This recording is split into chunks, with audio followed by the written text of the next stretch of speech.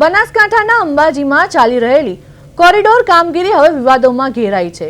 ગ્રામ પંચાયત અને સ્થાનિક આગેવાનો દ્વારા કામગીરીને લઈને ગંભીર આક્ષેપો કરવામાં આવ્યા છે।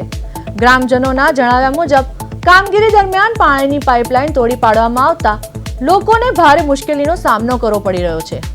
બીજી તરફ જૂના નાકા વિસ્તાર તરફ જતો મુખ્ય માર્ગ બંધ કરી દેતા સ્થાનિકોમાં ભારે રોષ ફાટી નીકળ્યો છે। ગ્રામજનોનો આક્ષેપ છે કે આટલી મોટી કામગીરીમાં ગામના ચૂંટાયેલા સરપંચનો સહકાર લેવામાં આવ્યો નથી, તેમજ કોઈ પણ પૂર્વ મંજૂરી કે ચર્ચા વગર કામગીરી હાથ ધરવામાં આવી છે।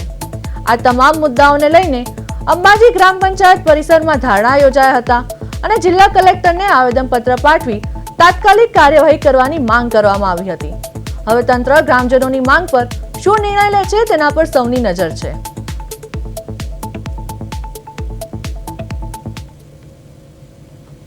અહીંયા જે કોરિડોરનું કામ જે ચાલી રહ્યું છે તે ખૂબ ઝડપથી અને સારી રીતે ચાલી રહ્યું છે, વિકાસ થઈ રહ્યો છે, એ ખૂબ સારું કામ છે।